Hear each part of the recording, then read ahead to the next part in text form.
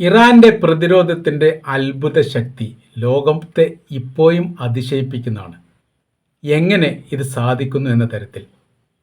എന്നാൽ ഇപ്പോൾ യുക്തിവാദികളെ സംബന്ധിച്ചിടത്തോളം യുക്തിവാദികൾ എപ്പോഴും ശ്രദ്ധിക്കുന്ന സമയം നമുക്ക് കാണാൻ വേണ്ടി സാധിക്കും, അത് മുസ്ലിം വിരുദ്ധരായിരിക്കും. മുസ്ലിം യുക്തിവാദികൾ ഉണ്ടെങ്കിൽ അവരും ഇസ്ലാമിനെയാണ് എതിർക്കുക, മറ്റ് മതസ്ഥരുണ്ടെങ്കിലും ഏറ്റവും കൂടുതൽ ഇസ്ലാമിനെയാണ് എതിർക്കുക. എ.പി. അഹമ്മദ് അത്തരം ഒരു യുക്തിവാദിയാണ്. മുസ്ലിം വിരോധം തലക്ക് ഇങ്ങനെ ചൂട് പിടിച്ചിട്ട് വിവരക്കേട് ഇങ്ങനെ വിളമ്പിക്കൊണ്ടേയിരിക്കും. ഇസ്രായേലിനെ ന്യായീകരിക്കുന്നു. ഇസ്രായേലിന് നേരെ ലഭിക്കുന്നതിനെക്കുറിച്ചല്ല, ഇസ്രായേൽ പ്രതിരോധിക്കുന്നതുമായി ബന്ധപ്പെട്ട കാര്യത്തെക്കുറിച്ചാണ്. ABC ചാനലിൽ വന്നിരിക്കുന്ന ഒരു അഭിമുഖം നമുക്ക് കേട്ടു നോക്കാം. ഇദ്ദേഹം എത്രത്തോളം വിവരക്കേടാണ് വിളിച്ചു പറയുന്നത് എന്നുള്ളത് നമുക്ക് പല മേഖലകളിലും ബോധ്യപ്പെട്ടതാണ്. ഏറ്റവും ഒടുവിൽ പാറക്കെട്ടുകൾക്കുള്ളിൽ അതില് അതീവ സുരക്ഷിതവും ഇത് നോക്ക്, ഈ നമുക്ക് ഇഷ്ടപ്പെട്ടാലും ഇല്ലെങ്കിലും പുതിയ ലോകം പറയുന്ന ഒരു മന്ത്രം ഇസ്രായേൽ ഒരു വല്ലാത്ത വിസ്മയമാണെന്നാണ്. ഏതൊക്കെ തരത്തിലാണ് എന്ന് നമുക്ക് പല മേഖലകളിലും ബോധ്യപ്പെട്ടതാണ്. ഏറ്റവും ഒടുവില് ഇറാന്റെ മലമടക്കുകളിൽ പാറക്കെട്ടുകൾക്കുള്ളിൽ അതീവ സുരക്ഷിതവും അതീവ രഹസ്യവുമായി നിർമ്മിക്കുന്ന ആണവ നിലയങ്ങൾ എവിടെയൊക്കെയാണ് എന്ന് കൃത്യമായി ഇറാന്റെ കണ്ണുകൾ ഇസ്രായേലിന്റെ കണ്ണുകൾ കാണുന്നു എന്നതൊരു യാഥാർത്ഥ്യമാണ്. അവിടെ കൃത്യമായി കൊണ്ടുപോയി ബോംബിട്ട്, മിസൈലിട്ട്, ഡ്രോൺ ഇട്ട് തകർക്കാൻ അവർക്ക് പറ്റുന്നു. ഇതെങ്ങനെയാണ് സാധിക്കുന്നത് എന്നത് ലോകത്തിന്റെ മുമ്പിൽ ഒരു വലിയ വിസ്മയമാണ്. അതിനെക്കുറിച്ച് സാറ് നിരീക്ഷിച്ചിട്ടുണ്ടോ? ഇതാണ് അതിൻ്റെ രത്ന ചുരുക്കം. കുറഞ്ഞ ഭാഗമാണ് കണ്ടത്, ക്ലാരിറ്റി കുറച്ച് കുറവാണ്, അതുകൊണ്ടാണ് കൂടുതൽ കാണിക്കാത്തത്. ഈ കക്ഷി പറയുന്ന കാര്യം ഇപ്പോൾ ഇങ്ങനെയാണ്: ഇറാൻ്റെ മലമടക്കുകളിൽ, ഈ പാറക്കെട്ടുകളിൽ അതീവ സുരക്ഷിതത്വം, അതീവ രഹസ്യ സംവിധാനത്തോടു കൂടി നിർമ്മിക്കുന്ന ആണവ നിലയങ്ങൾ ഇസ്രായേലിൻ്റെ കണ്ണുകൾ കാണുന്നു എന്ന യാഥാർത്ഥ്യം ഡ്രോണിട്ട്, മിസൈലുകളിലിട്ട് തകർക്കാൻ പറ്റുന്ന രീതിയിലേക്ക് സംവിധാനം ഒരുക്കി അവർ ആ പ്രവൃത്തി ചെയ്യുകയും ചെയ്യുന്നു. അമേരിക്ക പറയുന്നത് എത്ര ഇട്ടിട്ടും പൊട്ടുന്നില്ല, തകരുന്നില്ല, അത് ഇപ്പോഴും നശിക്കാത്ത രീതിയിൽ നിലനിൽക്കുന്നു എന്ന്. ഇസ്രായേലിനെ ന്യായീകരിച്ച് എന്തൊക്കെയാണ് പറയേണ്ടത് എന്ന് A.P. അഹമ്മദിന് അറിയില്ല. എവിടെയൊക്കെ മുസ്ലിം വിരോധം പ്രയോഗിക്കാൻ പറ്റുമോ ആ സമയത്തൊക്കെ വളരെ സൂക്ഷ്മതയോടുകൂടിയും സോഫ്റ്റായ രീതിയിലും ലളിതവൽക്കരിച്ചുകൊണ്ട് വർഗീയത ചൂട് പിടിപ്പിക്കുക എന്ന് പറയുന്ന പ്രവൃത്തിയാണ് സാധാരണഗതിയിൽ A.P. അഹമ്മദ് ചെയ്യാറുള്ളത്. മതത്തെക്കുറിച്ച് ഇങ്ങനെ അനുകൂലമായ രീതി ഇങ്ങനെ പറഞ്ഞ് ഇയാൾ നല്ലൊരു ഇസ്ലാമിസ്റ്റാണ് എന്ന് പറയും. എന്നിട്ട് പിന്നെ അതിനെ നോർമലായി എതിർത്ത് അത് പിന്നെ രൂക്ഷമാക്കി എതിർപ്പിലേക്കാണ് പിന്നെ എത്തുക. സാധാരണക്കാരൻ ഇയാൾ മനസ്സിലാക്കാതെ നിൽക്കുന്ന സമയത്ത് ഇതാണോ യാഥാർത്ഥ്യം എന്ന് വരെ തോന്നിപ്പോകും. യുക്തിവാദികൾ മുസ്ലിങ്ങളെ നിരീക്ഷിച്ച് നോക്കൂ. യുക്തിവാദി മുസ്ലിങ്ങൾ ഏറ്റവും കൂടുതൽ എതിർക്കുക മുസ്ലിങ്ങളെയും മുസ്ലിം മതത്തെയായിരിക്കും. മുസ്ലിം അല്ലാത്ത യുക്തിവാദികളെ ശ്രദ്ധിച്ച് നോക്കൂ, അവർ ഏറ്റവും കൂടുതൽ എതിർക്കുകയും മുസ്ലിങ്ങളെ അതിൻ്റെ ആശയത്തെയായിരിക്കും. പേര് മാറ്റും അവർ. യുക്തിവാദികൾ എന്തിനാണ് മുസ്ലിമിൻ്റെ പേരിൻ്റെ അഡ്രസ്സിൽ അറിയപ്പെടുന്നത്? എല്ലാ യുക്തിവാദി A.P. അഹമ്മദ് മുസ്ലിം യുക്തിവാദിയാണെങ്കിൽ പേര് മാറ്റില്ല, അതിൽ നിന്ന് എതിർക്കും. നമ്മൾ R.P. ഹുസൈൻ ഇല്ലേ, അവൻ ചെയ്യുന്നത് എങ്ങനെയാ? ആ പേരോ മാറ്റോ ഇല്ല. മുസ്ലിം ഐഡൻറ്റിറ്റി എന്തിനാണ് നിൽക്കുക? മുസ്ലിം വിരോധിയുള്ളവർ മുസ്ലിം ഐഡൻറ്റിറ്റിയിൽ എന്തിനാണ് പരിചയപ്പെടുന്നത്? മാറ്റിക്കൂടെ? അത് ചെയ്യില്ല. അതിൽ നിന്നിട്ട് എതിർക്കാൻ വേണ്ടിയിട്ടാണ്. അതൊരു ആനന്ദം കിട്ടുന്ന ഒരു പ്രവൃത്തിയാണ്, ശ്രദ്ധിക്കപ്പെടുന്ന പ്രവൃത്തിയാണ്. അപ്പോൾ മുസ്ലിം വിരോധികളൊക്കെ കുറച്ചും കൂടി ചേർന്ന് നിൽക്കുന്ന പ്രവൃത്തിയാണ്.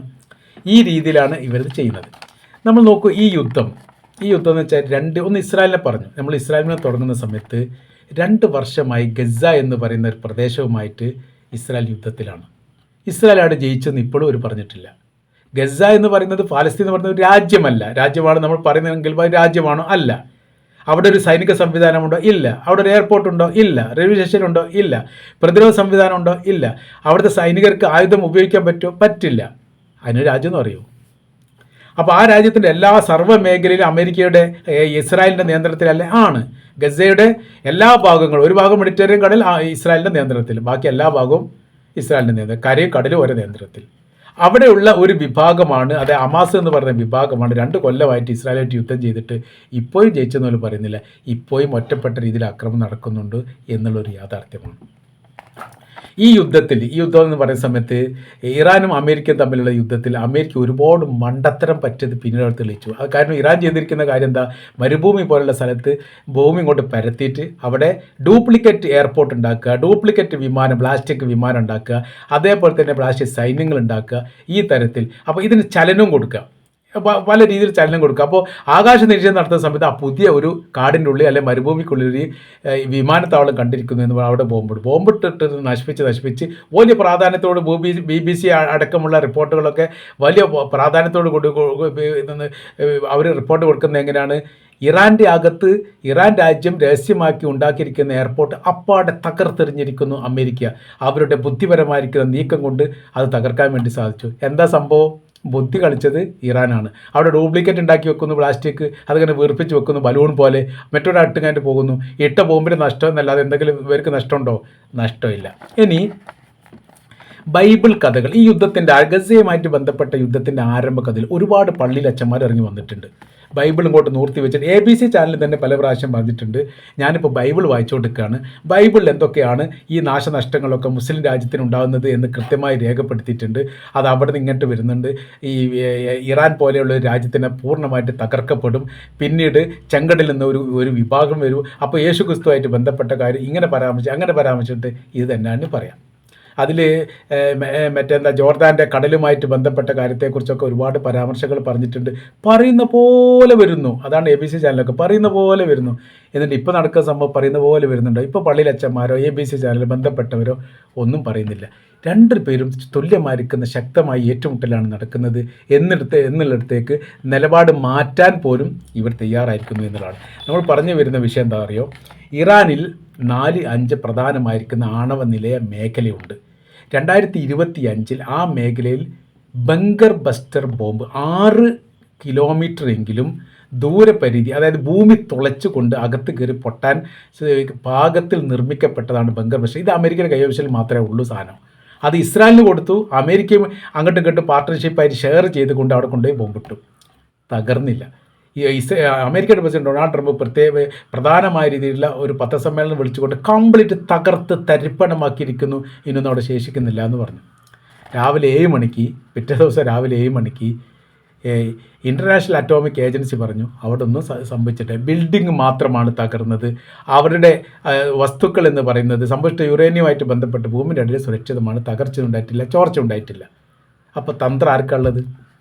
യഥാർത്ഥത്തിൽ തന്ത്രബുദ്ധി ആർക്കുള്ള? ഇറാനാണെന്നുള്ള കാര്യം സംശയമുണ്ടോ? ഇസ്ഫഹാൻ, നത്തൻസ്, ഫോർദോ, ബുഷർ, അറക്ക് എന്ന് പറയുന്ന 5 മേഖല കേന്ദ്രീകരിച്ചുകൊണ്ട് 2026 ഈ വർഷം ഇറാനും അമേരിക്കയും ഫെബ്രുവരി 28 ആയത്തുള്ള അലി ഖംനായുടെ കൊലപാതകത്തോടനുബന്ധിച്ച് ഇവർ പൂർണ്ണമായിട്ട് തകർത്താണ്. അവർ അവകാശപ്പെടുകയും ചെയ്തു ഇനി ഇല്ല ഇറാൻ എന്നുള്ളത്.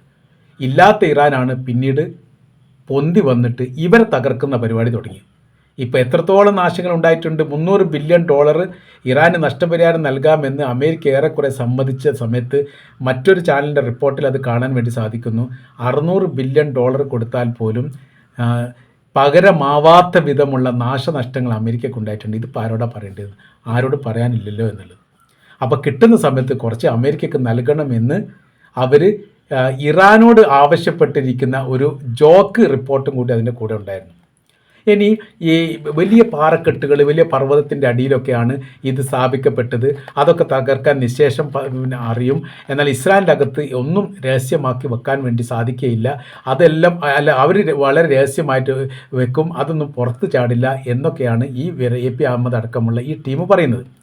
ഇസ്രായേലിൻ്റെ നെഗേവ് മരുഭൂമിയിലും സോറക്ക് പെൻഡർ സെൻറ്റർ എന്ന് പറയുന്ന മേഖലയിലും ആണവ റിയാക്ടറുമായിട്ട് ബന്ധപ്പെട്ട മേഖല പ്രവർത്തിക്കുന്നുണ്ട് എന്ന് ലോകത്തോട് ആകെ വിളിച്ചു പറഞ്ഞ ഒരേ ഒരു രാജ്യം ഇറാനാണ്.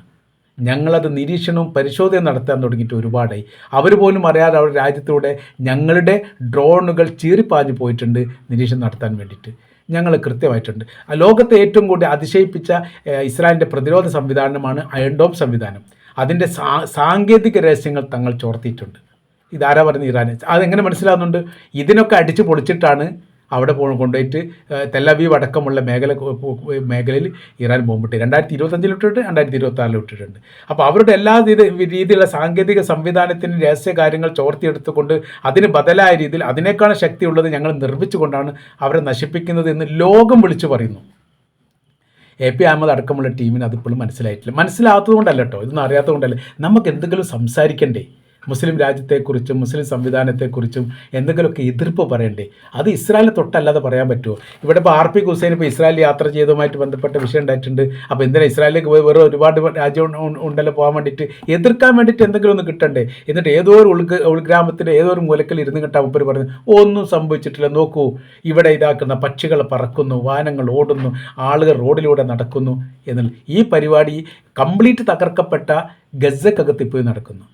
അവൻ ഈ പറഞ്ഞ പ്രവർത്തികൾ കംപ്ലീറ്റ് തകർപ്പ് 85% അല്ലെ 93% ബിൽഡിങ്ങുകൾ അപ്പാടെ തകർക്കപ്പെട്ട ഗസ എന്ന് പറയുന്ന പ്രദേശത്തിൻ്റെ അകത്ത് ഇപ്പോഴും തകരാത്ത ബിൽഡിങ്ങുകളും ഇപ്പോഴും പ്രശ്നമില്ലാത്ത ഏരിയകളും കുറഞ്ഞ ഭാഗമെങ്കിലും ഇപ്പോഴും ഉണ്ട്. അവിടെ ഇങ്ങനെ സുഖമായിട്ട് നടക്കുന്നുണ്ട്. എന്നിട്ട് ഒരു ഇസ്രായേലിനെ പറ്റി പറയുന്ന കാര്യം എന്താണ്? അപ്പോൾ ഈ ഒരു രീതിയൊക്കെ വളരെ കൃത്യതയോടുകൂടി നമ്മൾ മനസ്സിലാക്കേണ്ടതാണ്. അപ്പോൾ ഇവർ യുക്തിവാദികൾ മുസ്ലിമിൻ്റെ പേരിലാണ് വരുന്നതെങ്കിൽ ആ പേരൊരു മാറ്റമില്ല. അതിൽ നിന്ന് തന്നെ ഇസ്ലാമിനെയോ മുസ്ലിങ്ങളെ വിമർശിക്കുന്നത് ആനന്ദം കണ്ടെത്തുന്ന ടീമാണ് എ പി അഹമ്മദ് അടക്കമുള്ള വിഭാഗം എന്ന് ചുരുക്കം.